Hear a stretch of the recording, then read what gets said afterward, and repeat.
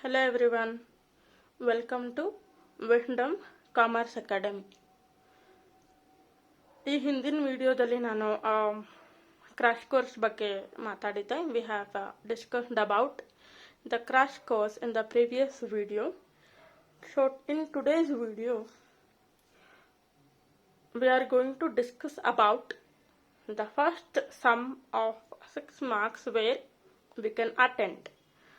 This is a crash course module. In that module number 1, product method. Product method is the sum which is given on the interest on drawings sums. That means there are various methods of drawing we find out. Interest on drawings we find out. Among the various methods, this is one of the method which is called as product method. The various method were being taught in your colleges maybe, but this is for the exam point of view. Product method is very important to understand.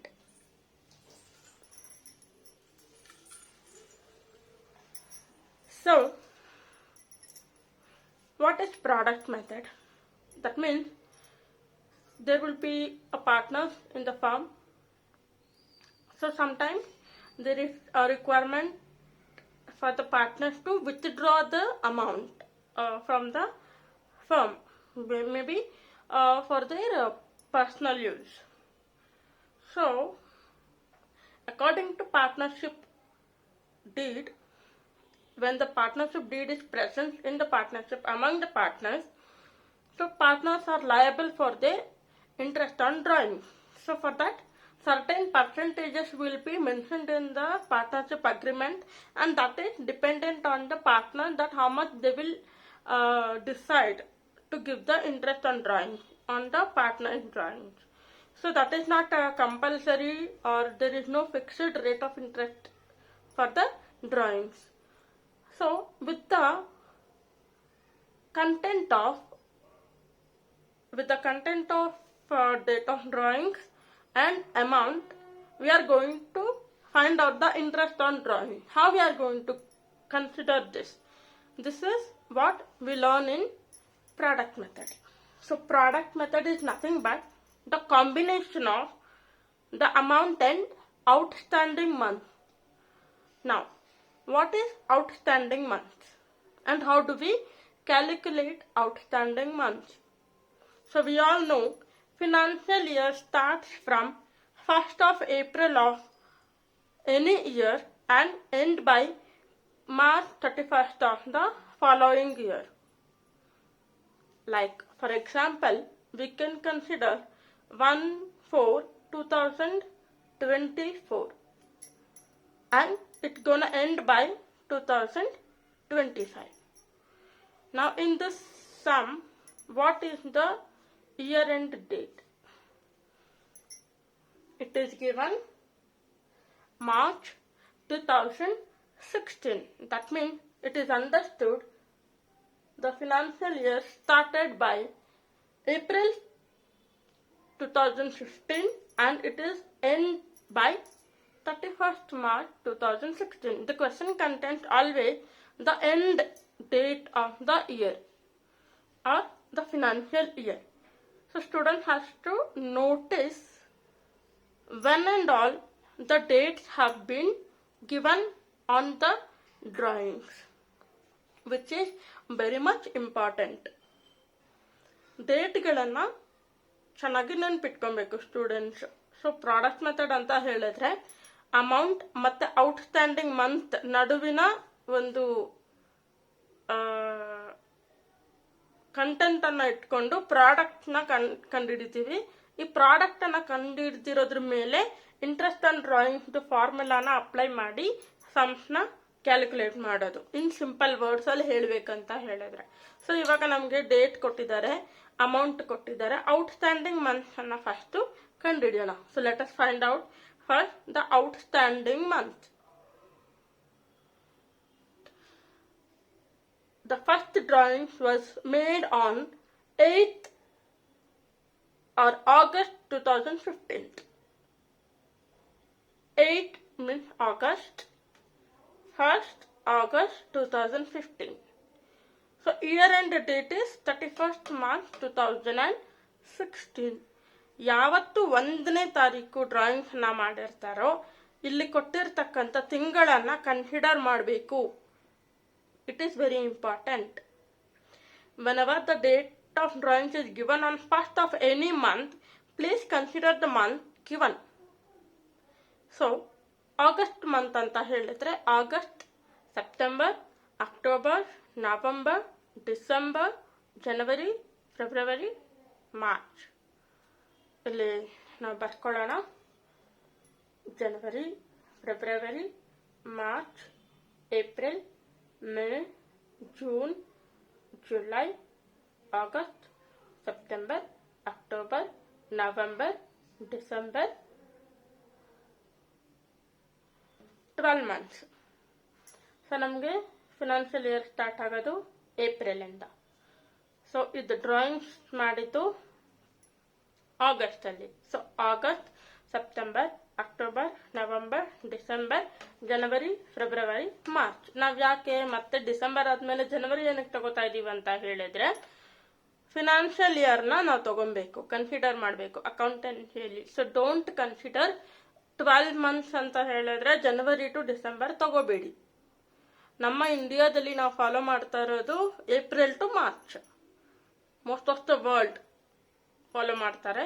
But ನಮಗೆ financial year ಬಂದ್ಬಿಟ್ಟು April to March. So ಅದಕ್ಕೋಸ್ಕರ August ಇಂದ December 1, 2, 3, 4, 5 ತಿಂಗಳಾಯ್ತು. ಮತ್ತೆ ಜನವರಿ, ಫೆಬ್ರವರಿ, March 6, 7, 8 ಅಂದ್ರೆ ಇಲ್ಲಿ outstanding month ಎಷ್ಟಾಗತ್ತೆ? 8. ಆಗಸ್ಟ್ 1ನೇ ತಾರೀಕಿಂದ 31st ಮಾರ್ಚ್ 2016 ವರೆಗೂ 8 ತಿಂಗಳು ಬರುತ್ತೆ.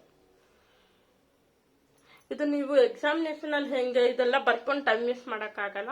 ಸೊ ನಾನು ತೋರಿಸ್ತೀನಿ ಹೇಗೆ ಮಾಡ್ಬೇಕಂತ. ನಿಮ್ಮ ಕೈ ಬೆರಳುಗಳನ್ನ ಯೂಸ್ ಮಾಡ್ಕೋಬಹುದು.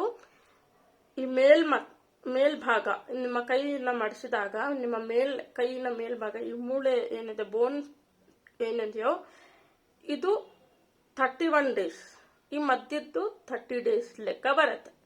ಸೊ ಇಲ್ಲಿಂದ ಜನವರಿ, ಫೆಬ್ರವರಿ, March, April, May, June, July, August, September, October, November, December ಇಲ್ಲಿಗೆ ಲಾಸ್ಟ್ ಆಗುತ್ತೆ. ಮತ್ತೆ ನೀವು ಪುನಃ ಇಲ್ಲಿಗೆ ಬರಬೇಕು. ಸೊ ಇವಾಗ 1ನೇ ತಾರೀಕು ಆಗಸ್ಟ್ಗಂತ ತಗೊಂಡ್ರೆ ಜನವರಿ, ಫೆಬ್ರವರಿ, March, April, May, June, July, August ಇಲ್ಲಿ ಬರುತ್ತೆ. ಸೊ ಆಗಸ್ಟ್ ಇಂದ ಮಾರ್ಚ್ ವರೆಗೂ ಎಷ್ಟು ತಿಂಗಳು ಅಂತ ನೋಡ್ಬೇಕು. August, September, October, November, December, ಜನವರಿ, ಫೆಬ್ರವರಿ, ಮಾರ್ಚ್ 1, 2, 3, 4, 5, 6, 7, 8 ತಿಂಗಳಿಗೆ ಬಂತು. ಸೊ ನಿಮ್ಗೆ ಇಲ್ಲಿ ಏನಾದ್ರು ಡೇಟ್ ಕೊಟ್ಟಿಲ್ಲ ಅಂದಾಗ ಆ ಥರ ಮಾಡ್ಬೋದು. ಇಲ್ಲ ಈ ಥರ ಬರ್ಕೊಂಡು ಕೂಡ ನೀವು ಮಾಡ್ಬೋದು.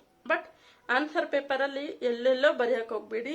ಲಾಸ್ಟ್ ಪೇಜಲ್ಲಿ ಬರೀರಿ. ಲಾಸ್ಟ್ ಪೇಜಲ್ಲಿ ರಫ್ ವರ್ಕ್ ಅಂತ ಬರೆದ್ಬಿಟ್ಟು ಬರೀರಿ. ಇಲ್ಲ ಅಂದರೆ ನಿಮ್ಮ ಆನ್ಸರ್ ಪೇಪರಲ್ಲಿ ರೈಟ್ ಕಾರ್ನರಲ್ಲಿ ಒಂದು ಮಾರ್ಜಿನ್ ಹಾಕ್ಬಿಟ್ಟು ಅಲ್ಲಿ ರಫ್ ವರ್ಕ್ ಅಂತ ಬರೆದು ಬೇಕಿದ್ರೆ ಇದನ್ನೆಲ್ಲ ಬರ್ಕೋಬಹುದು. ಓಕೆ. ಸೊ ಈಗ ಆಗಸ್ಟಿಂದ ಮಾರ್ಚ್ಗೆ 8 months ಆಯಿತು. ಇವಾಗ 31st ಡಿಸೆಂಬರ್ 2015ಗೆ ಸೆಕೆಂಡ್ ವಿತ್ಡ್ರಾವಲ್ ಮಾಡಿದ್ದಾರೆ ಡ್ರಾಯಿಂಗ್ಸ್. ಅದು ಅಂದರೆ ಲಾಸ್ಟ್ ಡೇ ಆಫ್ ಡಿಸೆಂಬರ್. ಯಾವಾಗ 31st ಕೊಟ್ಟಿರ್ತಾರೋ ಈ ಮಂತನ್ನು ಕನ್ಸಿಡರ್ ಮಾಡಬಾರ್ದು, ಅದರ ನೆಕ್ಸ್ಟ್ ಮಂತ್ ತಗೋಬೇಕು. ಇವಾಗ ಡಿಸೆಂಬರ್ ಲಾಸ್ಟ್ಗಂತ ಹೇಳಿದ್ರೆ ಇದು ಕನ್ಸಿಡರ್ ಮಾಡಬಾರ್ದು ಅಂತಂದ್ರೆ ನೆಕ್ಸ್ಟ್ ಮಂತ್ ಯಾವುದು? ಜನವರಿ, ಫೆಬ್ರವರಿ, ಮಾರ್ಚ್. ಅಲ್ಲಿಗೆ ಎಷ್ಟು ತಿಂಗಳಾಯ್ತು? 3 ತಿಂಗಳಾಯ್ತು. 3. Okay, so from 1st August to 31st March it was 8 months, and the second withdrawal is made on the last date of December. So when the last date of any month is given, don't consider that month, take the next month. After December what comes? January. So Jan to March, how many months? 3 months. Take 3. Next 31st March 2016 ಅಂದ್ರೆ last date of the financial year. ನಾನೇನು ಹೇಳಿದ್ದ? 31st March ಅಂತ 31st of any month ಕೊಟ್ಟರೆ ಅದನ್ನು consider ಮಾಡಬಾರ್ದು, ಆ ಮಂತನ್ನು consider ಮಾಡಬಾರ್ದು. But ಇವಾಗ ನಾವು ಇಲ್ಲಿ ಏನು ಮಾಡ್ತೀವಿ,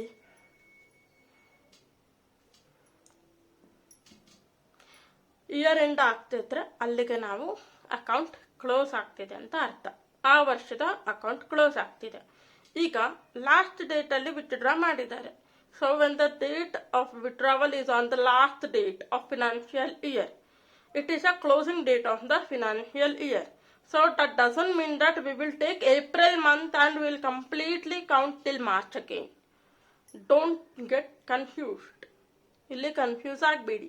ಯಾವಾಗ ಇಯರ್ ಎಂಡ್ ಡೇಟ್ ಕೊಟ್ಟಿರ್ತಾರೋ that is a closing date of a financial year ಆಗಿರುತ್ತೆ. So that time you have to take 0 in the outstanding month. Understood? So ಇದೆಲ್ಲ ಆದಮೇಲೆ ಪ್ರಾಡಕ್ಟ್ ಅಂದರೆ ಏನು, ನಿಮ್ಮ ಒಂದು ಅಂಡರ್ಸ್ಟ್ಯಾಂಡಿಂಗ್ಗೆ ಹೇಳ್ತೇನೆ. ಇದನ್ನು ಟಾಪಲ್ಲಿ ಬರ್ಕೊಬೇಕಾಗತ್ತೆ, ಇಲ್ಲಿ ಜಾಗ ಇಲ್ಲ, ನಾನು ಕೆಳಗಡೆ ಬರೀತೀನಿ. ಕಾಲಮ್ 1, ಕಾಲಮ್ 2, ಕಾಲಮ್ 3, ಕಾಲಮ್ 4 ಅಂತ ತಗೊಳ್ಳಿ. ಸೊ ಪ್ರಾಡಕ್ಟ್ ಅಂದರೆ ಕಾಲಮ್ 2 into 3, ಕಾಲಮ್ 2 into 3. ಇದನ್ನ ನೀವು ಬ್ರಾಕೆಟಲ್ಲಿ ಎಕ್ಸಾಮಲ್ಲಿ ಮೆನ್ಷನ್ ಕೂಡ ಮಾಡ್ಕೋಬಹುದು. ಇವಾಗ 8 5s ಎಷ್ಟು 40. ಸೊ 8 5s 40 ಆದರೆ first withdrawal amount, product amount will be 40,000. Second withdrawal amount is 10,000 and the outstanding month is 3 months. 3 10s are 30. That means 30,000. Anything multiplied with 0 comes 0. So here the total product, ಅಂದ್ರೆ ಇಲ್ಲಿ ಒಟ್ಟು product ಎಷ್ಟಾಗತ್ತೆ, 40 plus 30 is 70. ಅಂದ್ರೆ 70,000 is your total product amount. 40 ಮತ್ತು 30,000 ಎರಡು ಸೇರಿಸಿದ್ರೆ 70,000 ಆಗುತ್ತೆ. ಅದು ನಿಮ್ಮ ಟೋಟಲ್ ಪ್ರಾಡಕ್ಟ್ ಅಮೌಂಟ್ ಆಯ್ತು. ಸೊ ನಮ್ಗೆ ಏನ್ ಬೇಕು, ಈ ಫಾರ್ಮುಲಾದಲ್ಲಿ ನಾವು ಫಸ್ಟ್ ಕಂಡುಹಿಡಬೇಕಾಗಿದ್ದೇನು, ಟೋಟಲ್ ಪ್ರಾಡಕ್ಟ್. ನಮಗೆ ಟೋಟಲ್ ಪ್ರಾಡಕ್ಟ್ ಸಿಕ್ಕಿದೆ. ನೆಕ್ಸ್ಟ್ ಏನ್ ಮಾಡಬೇಕು, ರೇಟ್ ಅಂತ ಹೇಳಿದ್ರೆ ಇಂಟ್ರೆಸ್ಟ್ ಆನ್ ಡ್ರಾಯಿಂಗ್ಸ್. ಒಬ್ಬ ಪಾರ್ಟ್ನರ್ನ ಇಂಟ್ರೆಸ್ಟ್ಗೆ ಚಾರ್ಜ್ ಮಾಡಬೇಕಾದ್ರೆ ಅದ್ರದ್ದು ಇಂಟ್ರೆಸ್ಟ್ ಪರ್ಸೆಂಟೇಜ್ ಗೊತ್ತಿರಬೇಕು. ಸೊ ಆ ರೇಟ್ ಆಫ್ ಇಂಟ್ರೆಸ್ಟ್ ಕ್ವಶನ್ ಅಲ್ಲಿ ಕೊಟ್ಟಿರ್ತಾರೆ, ದಯವಿಟ್ಟು ಕ್ವಶನ್ ಅನ್ನ ಕರೆಕ್ಟ್ ಆಗಿ ಓದಿ. Rate means it is nothing but the interest to be charged on the drawing. So that will be given in the question. Please read the question very completely. Don't rush as soon as you see the question. Okay, so completely read the question. In the question they will be given, after giving you the data of your drawings and amount, in the downward there will be a small line. So read that line completely. Okay, so 12% ಅಂತ ಕೊಟ್ಟಿದ್ದಾರೆ. ಈ ಕ್ವೆಶನ್ಗೆ 12% ಅಂತ ಕೊಟ್ಟಿದ್ದಾರೆ. So ನಾವು formula ಬರ್ಕೊಂಡಿದೀವಿ. ಫಾರ್ಮುಲಾಗೆ ನಿಮಗೆ 1 mark allotment ಇರುತ್ತೆ. ಖಂಡಿತವಾಗಿ ಎಲ್ಲೆಲ್ಲಿ ಅಗತ್ಯವಿರುತ್ತೋ ಅಲ್ಲೆಲ್ಲ ಫಾರ್ಮುಲಾಸ್ನ ಬರೆಯೋದಕ್ಕೆ ಪ್ರಾಕ್ಟೀಸ್ ಮಾಡಿ. Okay, so formula will be having 1 mark allotment. Please, wherever it is required, write the formula without fail and highlight it with the box.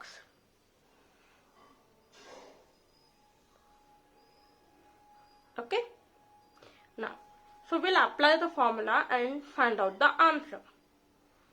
Now we'll write 70,000 our total product what we have got into rate. Rate is equal to 12 divided by 100 into 1 divided by 12. This is a standard formula that we apply to find out the interest on drawings under product method. ಇಲ್ಲಿವರೆಗೂ ನಿಮಗೆಲ್ಲ ಅರ್ಥ ಆಗಿದೆ ಅಂತ ಅನ್ಕೊಂತೀನಿ. So ಇವಾಗ calculation ಅನ್ನ ನೋಡೋಣ. Calculation ಬಂದು 70,000 into 12 divided by 100 into 1 divided by 12 is equal to, answer is, ನಿಮಗೆ ಕಾಣಿಸ್ತಾ ಇದೆ ಅಂತ ಅನ್ಕೊಂಡಿದ್ದೀನಿ, it is been 700.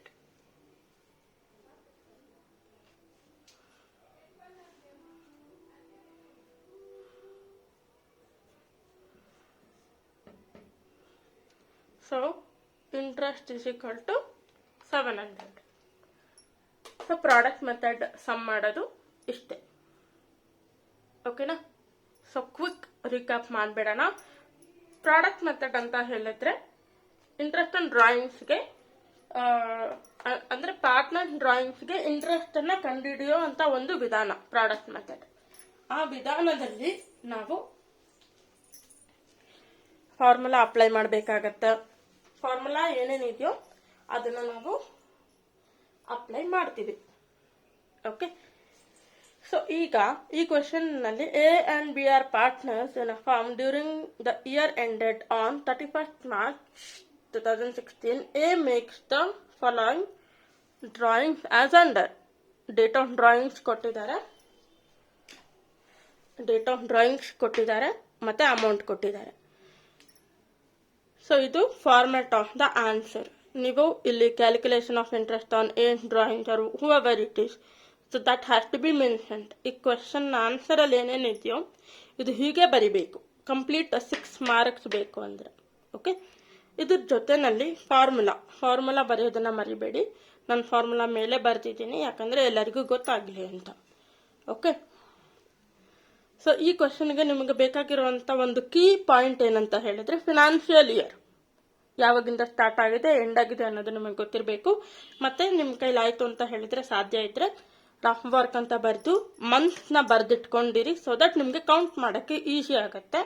ಆಮೇಲೆ ಇನ್ನೊಂದು ಕೀ ಪಾಯಿಂಟ್ ನಿಮಗೆ ಗೊತ್ತಿರಬೇಕಾಗಿರೋದು ಏನಂತ ಹೇಳಿದ್ರೆ ಯಾವುದಾದ್ರೂ ಮಂತ್ ಫಸ್ಟ್ ಮಂತಲ್ಲಿ ಡ್ರಾಯಿಂಗ್ಸ್ ಕೊಟ್ಟಿದ್ರೆ ಆ ಮಂತನ್ನ ಕನ್ಸಿಡರ್ ಮಾಡಿ, 31st ಅಂತ ಕೊಟ್ಟಿದ್ರೆ ಆ ಮಂತ್ನ ಕನ್ಸಿಡರ್ ಮಾಡಬೇಡಿ, ನೆಕ್ಸ್ಟ್ ಮಂತ್ನ ತಗೊಳ್ಳಿ. So this is the format of the answer, and whenever you are going to answer, you have to answer in this format. So to answer this question you need the key points called first key point is you should know the financial year when it will start and end, and you have to make a rough work, and you have to mention just the words of the month to calculate, to make your calculations of outstanding months easier, better. And another key point is whenever the drawing is given on the 1st August, consider that month, and whenever it is given for the last date, don't consider that month, consider the next month.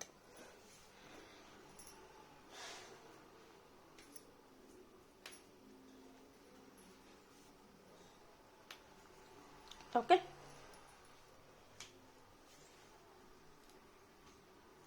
now I'll explain how the answer is going. How to find out the answer. Product ಕಂಡುಹಿಡಿಬೇಕು ಅಂತ ಹೇಳಿದ್ರೆ ನಮ್ಗೆ outstanding month ಬೇಕು. Outstanding month ಹೇಗೆ ಬಂತು ಅಂತ ನೋಡೋಣ. August, that means from August to March. How many months? It will be 8 months. You can see the calculation here. August, September, October, November, December, January, February, March. 1, 2, 3, 4, 5, 6, 7, 8. So 8 months. So I told that whenever it is given on the 31st, that month we should not have to consider. So December we should not consider. Next month is January, February, March. How many months? 3 months. So that outstanding month has to be written there. And if the drawing is made on the end date of the financial year, that means any year March 31st, if the drawing is done, that will be considered to be 0 because it is a closing date of the financial year and we should not have to consider that date and month. So it will be 0. Then we have to get the total product, we have to sum the both. How much ever now in the sum we have 2 items, but if in another sum if you have more than 2 or 3, you have to sum all that. So on taking the sum of all the product, we'll get the total product. So 40 plus 30 is 70,000. Interest is given with the following formula. Total product we have to write, and rate. The rate of interest will be given in the question. Carefully we have to take care of that, and we have to note it. So that is 12% and 1 divided by 12. So this calculation you have to make. I have shown in the video. So as per I have shown, make the calculations and you will get the answers. And there you go with the 6 marks question. So I have given you the update on that product method. ನಿಮಗೆಲ್ಲರಿಗೂ ಅರ್ಥ ಆಗಿದೆ ಅಂತ ಕೂಡ ಅಂದ್ಕೊಂಡಿದ್ದೀನಿ. ಏನಾದರೂ doubt ಇದ್ದರೆ ಖಂಡಿತವಾಗ್ಲೂ ಈ ವಿಡಿಯೋ ನೋಡಿದ ಮೇಲೆ ಕಮೆಂಟ್ ಬಾಕ್ಸಲ್ಲಿ ತಿಳಿಸ್ಕೊಡಿ. ಯಾರೆಲ್ಲ ನನ್ನ ಚಾನಲ್ಗೆ ಸಬ್ಸ್ಕ್ರೈಬ್ ಆಗಿಲ್ವೋ ಖಂಡಿತ ಸಬ್ಸ್ಕ್ರೈಬ್ ಆಗಿ. ಮುಂದಿನ ದಿನಗಳಲ್ಲಿ ಇನ್ನಷ್ಟು ವಿಡಿಯೋಸ್ನ ಅಪ್ಲೋಡ್ ಮಾಡ್ತಾ ಬರ್ತೀವಿ. ಇದು ಕ್ರ್ಯಾಶ್ ಕೋರ್ಸ್ನ module 1 product method first sum. Next ವಿಡಿಯೋದಲ್ಲಿ ಇನ್ನೊಂದಷ್ಟು ಸಮ್ಸ್ಗಳ ಜೊತೆ ನಾನು ನಿಮ್ಮನ್ನು ಭೇಟಿ ಮಾಡ್ತೀನಿ. Thank you.